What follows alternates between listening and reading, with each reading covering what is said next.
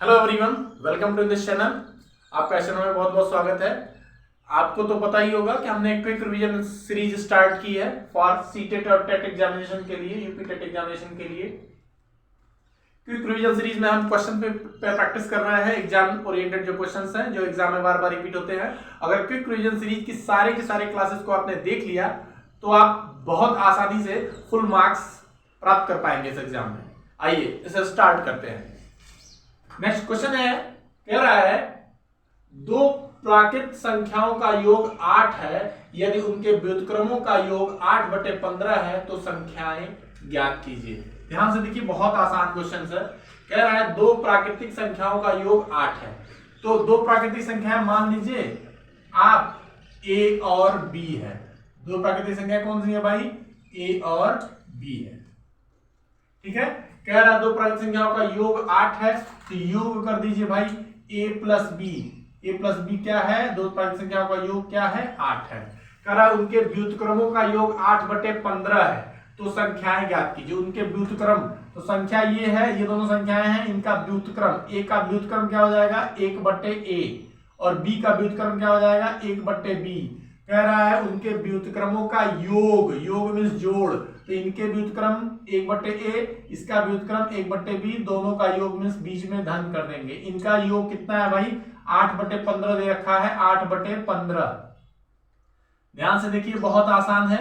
इन दोनों का हम क्या करेंगे? एलसीएम ले लेंगे, लघुत्तम समापवर्ग एलसीएम निकाल लेंगे। ठीक है ना? एलसीएम निकालेंगे तो a और b का एलसीएम क्या होता है? ab हो जाएगा। फिर यहाँ पे क्या करेंगे? a का भाग देते हैं ab में, तो a से a कट जाता है, b बचता है, और b का मल्टीप्लाई ऊपर करते हैं, तो b एकने b प्लस b से भाग देंगे b ab में, तो b से b कट जाएगा, a बचेगा, और a का गुना कर देंगे ऊपर, तो a एकने a बराबर 8/15। ध्यान से देखिए, बहुत आसान है। ये a प्लस बी है या b प्लस a, हम कोई भी बात बोल सकते हैं, तो इसको अगर हम सही क्रम में लिखना चाहें तो a प्लस बी लिख सकते हैं। भाई 2 धन 3 या 3 धन 2, दोनों बात एक ही होती है, तो चाहे 3 धन 2 लिखे चाहे 2 धन 3 लिखे, तो ये a प्लस बी लिखा है तो उसको b प्लस a लिखा है तो उसको हम लोग a प्लस बी लिख देंगे। a को पहले कर दिए, b को बाद में कर दिए, और a b लिख दिए, ऐसे ही बराबर 8/15। अब ध्यान से देखिए, आपको पहले से ही पता है ए बी का मान कितना दे रखा है? a प्लस बी का मान 8 दे रखा है, तो a प्लस बी का मान यहाँ पे पुट कर दीजिए। a प्लस बी की जगह पे क्या रख देंगे आप? 8। यहाँ से a प्लस बी की जगह पे 8 रख देंगे, बटे ए बी वैसे ही रख देंगे, बराबर 8/15। ध्यान से देखिए, ये 8 ऊपर न्यूमरेटर में है, ये 8 ऊपर न्यूमरेटर में है, अंश में दोनों साइड में है, बीच में बराबर का चिन्ह है। ये 8 से 8 कट सकता है, 8 एकने 8, 8 एकने 8, ऐसे काट सकते हैं। फिर क्या करेंगे भाई? अब क्रॉस मल्टीप्लाई कीजिए, 3 गुणा 15 एकने 15, और ए बी एकने ए बी, तो ए बी गुणे 1 बराबर ए बी हो जाएगा, बराबर 15 एकने 15। यानी ए और बी का गुणनफल कितना आ रहा है? 15, और हमने वही संख्या माना था, संख्या a और b है, तो दोनों संख्याओं का गुणनफल क्या है? 15 है। अब हम चलेंगे ऑप्शन पे। कह रहा है दो संख्याओं का जो गुणनफल होना चाहिए 15 होना चाहिए। तो पहले ऑप्शन में देखिए, फर्स्ट ऑप्शन में 3 गुणे 5, क्या इन, यानी अगर a को हम 3 माने और b को 5 माने, तो 3 × 5 = 15 हो रहा है कि नहीं हो रहा है? सेटिस्फाई हो रहा है कि नहीं हो रहा है? बिल्कुल हो रहा है। यानी वो संख्या 3 और 5 हो सकती है, यानी a और b की जगह पे 3 और 5 को बोल सकते हैं। क्या इसको जरा चेक करते हैं, 6 और 2 हो सकता है क्या? तो बोल रहा है a और b दोनों संख्याओं का गुणनफल, तो मतलब 6 दूनी 12, 6 दूनी 12 होता है क्या? यहाँ 15 आ रहा है? नहीं आ रहा है, तो ये नहीं होगा। 4 गुणे 4 और 4 है, तो a की जगह पे 4, b की जगह पे 4 रखें तो 4 चौके 16 होता है। यहाँ 15 आ रहा है? नहीं आ रहा है, 16 आ जा रहा है। इनमें से कोई नहीं है तो होगा ही नहीं, यानी पहला ऑप्शन हो जाएगा हमारा फर्स्ट। क्योंकि फिर से एक बार देख लीजिए, कह रहा है ए बी दो संख्याओं का गुणनफल कितना होना चाहिए? 15। तो यहाँ पे पहला जो ऑप्शन है 3 और 5 है, इन दोनों का गुणनफल 15 आ रहा है, 3 × 5 = 15, यानी a बराबर 3 और b बराबर 5। ये हमारा क्या हो गया? फिक्स हो गया। आई होप क्लियर हो पा रहा है। तो ये हमारा ऑप्शन नंबर फर्स्ट सही हो जाएगा। क्लियर है? चलते हैं नेक्स्ट वीडियो में, नेक्स्ट क्वेश्चन पे। अगला क्वेश्चन क्या है? क्वेश्चन को 2 बार रिपीट करके देखिएगा, चीजें बहुत आसान हो जाएंगी। ओके, चलिए सेकंड हल, दूसरा क्वेश्चन पे चलते हैं हम लोग। सेकंड क्वेश्चन क्या कर रहा है भाई, इस संख्याओं का गुणनफल बोला है।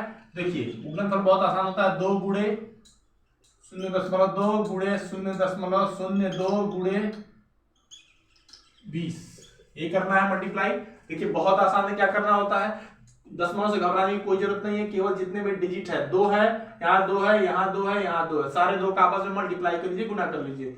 2 गुणे 2 4, दूना 8, दूना 16, 16 लिख लीजिए। लिख लिया।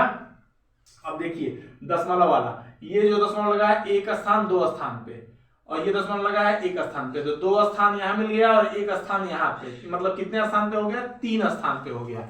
दशमलव जो है यहाँ से 2 स्थान पे है, एक स्थान 2 स्थान के बाद है, यहाँ पे एक स्थान के बाद, मतलब टोटल 3 स्थान के बाद है। तो एक स्थान 2 स्थान एक स्थान और नहीं है, कुछ जीरो लगा लेंगे और फिर जीरो, एक स्थान 2 स्थान 3 स्थान के बाद दशमलव लगा देंगे, ये हमारा आंसर हो गया। ये सबसे आसान तरीका है मल्टीप्लाई करने का दशमलव वाले नंबर्स का। ओके, नेक्स्ट क्वेश्चन पे आते हैं। नेक्स्ट क्वेश्चन का सॉल्यूशन लिखते हैं भाई। अगला क्वेश्चन क्या कर रहा है, अगला क्वेश्चन क्या रहा है, इनका जोड़ करना है। देखिए जोड़ है तो बहुत आसान है, 0.4 है, 0.4 है, और फिर ये क्या कर रहा है, शून्य, हम हमेशा दशमलव के सामने दशमलव लिखते हैं, तो दशमलव और ये 0.04 ऐसे लिखेंगे। फिर देखिएगा ये दशमलव बीच में, दशमलव लिख दीजिए, यहाँ पे 4 इसके इधर है और 4 इधर है, ऐसे लिख दीजिए। जोड़ दीजिए भाई, ये 4 हो गया, ये 0 हो गया, और ये 4 4 8 हो गया, दशमलव लग गया, 4 हो गया, यानी 4.804। तो ये आपका ऑप्शन नंबर सी सही हो जाएगा। और इसके पहले वाले में कौन सा ऑप्शन सही हुआ था भाई, इसके पहले वाले में कौन सा ऑप्शन सही हुआ था, ऑप्शन बी सही हुआ था ना। चलिए नेक्स्ट अगले क्वेश्चन पे चलते हैं।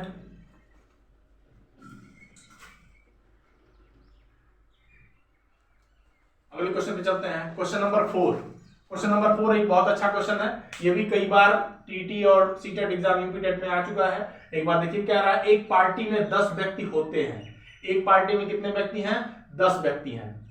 आई होप क्लियर हो पा रहा होगा आपसे आप लोगों को। अगर उनमें से हर एक ठीक एक बार दूसरे से हाथ मिलाता है तो हाथ मिलाने की कुल संख्या, यानी सिंपल सी बात है, कोई पार्टी है, कोई पार्टी में टोटल 10 लोग जुटे और एक दूसरे से हाथ मिलाते हैं, तो हाथ मिलाएंगे, सिंपल सी बात है, तो कितने ज्यादा हैंडशेक होंगे, कितने ज्यादा हाथ मिलाने की संख्या होगी, कितने ज्यादा हैंडशेक होंगे, ये हमें बताना है।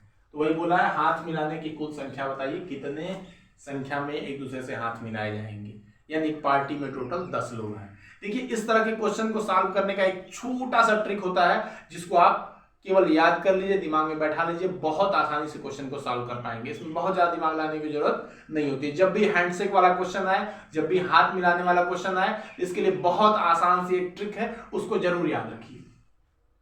वो ट्रिक क्या है, अगर जब भी हाथ मिलाने वाला बोले तो लिख दीजिए फार्मूला, ये फार्मूला याद रखिएगा, हाथ मिलाने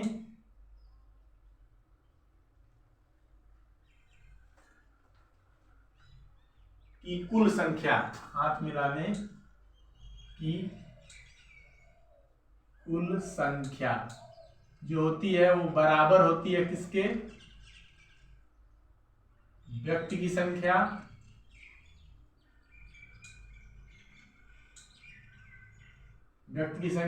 गुने व्यक्ति की संख्या -1/2। देखिए बहुत आसान तरीका है, कभी भी हाथ मिलाने वाला क्वेश्चन बोले बहुत आसानी से ये फार्मूला याद रखिए, हमेशा आप क्वेश्चन बना ले जाओगे, चाहे कैसा भी क्वेश्चन दिया है, चाहे कितने भी बड़े नंबर्स दिए रहे कि 100 व्यक्ति हैं या 1000 व्यक्ति हैं, कितने हाथ हैंडशेक होंगे, अगर कभी भी क्वेश्चन पूछे तो आसान फार्मूला है ये। कभी भी हाथ मिलाने की कुल संख्या पूछे तो हाथ मिलाने की कुल संख्या बराबर फार्मूला होता है व्यक्ति की संख्या गुणे व्यक्ति की संख्या -1/2। ये फार्मूला आप लगा देंगे, फटाक से आपका आंसर विद इन सेकेंड आ जाएगा। देखिए कैसे करते हैं। व्यक्ति की संख्या आपको दे रखा है, कर एक पार्टी में 10 व्यक्ति हैं, कितने व्यक्ति हैं भाई, 10 व्यक्ति हैं, तो व्यक्ति की संख्या कितनी हो गई, 10 हो गई, गुणे यहां क्या लिखा है व्यक्ति की संख्या, तो व्यक्ति की संख्या 10 लिख दीजिए, -1/2। ध्यान से देखिएगा, 10 को 10 लिख दिए, 10 में से 1 गया, 9 गुना है तो गुना 10 गुणे 9/2, यहाँ पे क्या हो जाएगा 10 9 या 90, 10 9 90 बटे 2 बराबर 2 से इसको काटेंगे तो 45 बार में कट जाएगा, तो 45 45। दिस इज योर आंसर, यानी 45 हैंडशेक होंगे, 45 हाथ मिलाने की कुल संख्या होगी, यानी 45 का आंसर कौन सा है? ऑप्शन नंबर सी हमारा आंसर हो गया। क्लियर हो पा रहा है? बहुत आसान है, ये फॉर्मूला याद कीजिएगा, हैंडशेक वाले सारे क्वेश्चन आपसे हो पाएंगे। ये जरूर क्वेश्चन पूछता है एग्जाम में, हैंडशेक वाले क्वेश्चन तो एक क्वेश्चन आता ही आता है। इस फॉर्मूले को याद रखेंगे तो समझ में आ जाएगा और क्वेश्चन सॉल्व हो पाएगा। नेक्स्ट चलते हैं, क्वेश्चन नंबर 5 का हल देखते हैं। क्वेश्चन नंबर 5 का हल क्या बोल रहा है भाई? क्वेश्चन नंबर 5 बोला सबसे छोटी अभाज्य संख्या है। अच्छा, सबसे छोटी अभाज्य संख्या तो आपने पढ़ा ही होगा, नहीं पढ़ा तो जान लीजिए। सबसे छोटी अभाज्य संख्या 2 होती है, हमेशा दिमाग में बैठा लीजिए। सबसे छोटी अभाज्य संख्या क्या होती है? 2। यानी ऐसी संख्या जो या तो खुद से कटे या तो किससे कटे? 1 से कटे, या तो 1 से कटे या तो खुद से कटे, ये क्या कहलाती है? अभाज्य संख्या कहलाती है। तो 2 जो है वो खुद से कटता है और 1 से कटता है, और किसी नंबर से कटता है? नहीं कटता है, इसलिए वो क्या है? अभाज्य संख्या है। तो सबसे छोटी अभाज्य संख्या क्या है? 2। क्लियर है? मिलते हैं नेक्स्ट वीडियो में। जय हिंद, जय भारत।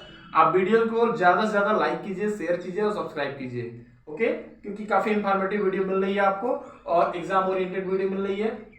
ये जो खास तौर पे क्विक रिवीजन सीरीज स्टार्ट की गई है, आपके टेट और यूपी टेट एग्जामिनेशन को ध्यान में रखते हुए की गई है, जिससे आप अच्छे से प्रिपेयर कर पाएंगे। और मेरी गारंटी है कि आप फुल मार्क्स मैथमेटिक्स में प्राप्त कर पाएंगे अगर इस पूरी सीरीज को आपने देख लिया, ओके? ये लगभग मैं 500 क्वेश्चंस की सीरीज में चला रहा हूं। इस 500 क्वेश्चन पे आपने अगर ग्रिप बना ली, पूरे के पूरे क्वेश्चंस को अच्छे से प्रिपेयर कर लिया, इस केवल 500 क्वेश्चंस को, तो मेरी गारंटी है कि मैथमेटिक्स में आप फुल मार्क्स पाएंगे। 100% है, 100% है, क्योंकि मैं कोई भी क्वेश्चन छोड़ने वाला नहीं हूं जो आपके एग्जामिनेशन में आने वाले हैं, ओके? तो इस तरह से चैनल को लाइक कीजिए, सब्सक्राइब कीजिए और शेयर कीजिए, ओके? दोस्तों भी शेयर जरूर कीजिए। मिलते हैं नेक्स्ट वीडियो में। जय हिंद, जय भारत।